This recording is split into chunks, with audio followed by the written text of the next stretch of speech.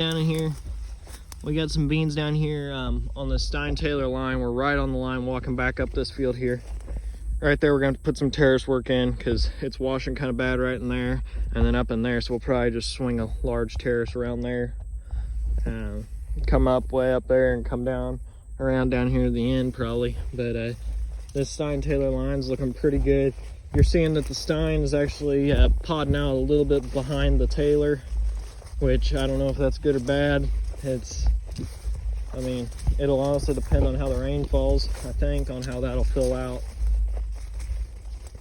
But as we get further up this hill, to my disbelief, I believe that the bottom of the hills where the water hung a little more, they would actually be looking a little bit better. But up here on the tops where they dried out a little bit more is where they're actually looking really good. And stuff like that. Now, one thing I am noticing between these Stines and Taylors, the Stines have a lot more little holes in them where plants didn't come up, where the Taylors are pretty consistently spaced all across the field. I did not drill these. These were planted with a Kinsey 2312 planter, split row planter. They aren't bulk filled, but I ended up putting enough seed in there where actually my other farm, we ran out and I was about probably a half bag to a bag short over there. And so this farm was completely planted, no skips, nothing like that. But yeah, next year we're hoping to have a tractor and planter. If anyone knows of anyone with like a John Deere 4630, 4640, 4830, 4840 for, I don't know, I mean, with a decent price on it, let me know, because I'm looking at getting a tractor like that. And then look at a John Deere split row, 11 6-row corn, 11-row bean, split row planter, and the 7000 or the 7100 or the 7200 series. Yeah, these beans are looking pretty good throughout in here. We are going to probably put another terrace in along here somewhere, just because. And then we got the 2 terraces up there that are going to need fixed. And then down over in that corner over there, we'll probably end up having to put a terrace in over there too.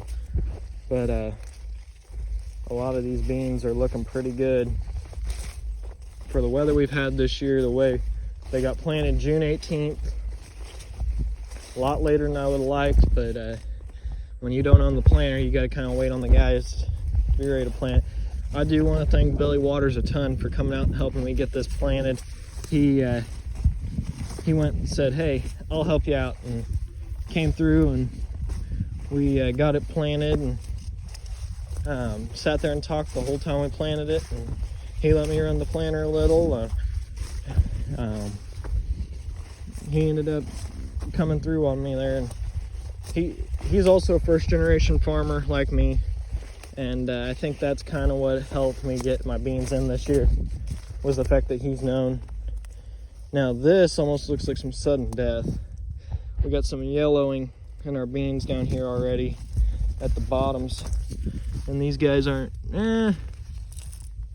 yeah, that might not be good. We might lose some beans in here on the tops of these hills if we don't get some rain soon. But hopefully we don't have a sudden death syndrome outbreak in here. Both of the varieties we planted are supposed to be very sudden death resistant, so hopefully we'll get some good beans out of here. Well guys, I'm gonna let you go as I head my way back up to the truck.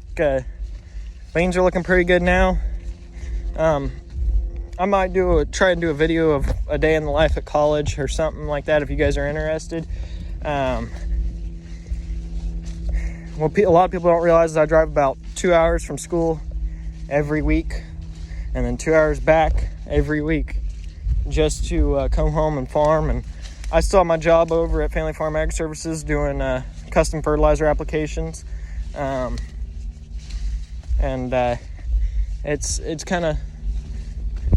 a little bit of a stressful time as I'm trying to get my farm going, seed sales business going, but we're going to push through and prevail, and we're going to help grow the farm and get more people into farming, get everyone out there. We're going to try and get more first generation farmers on the farm.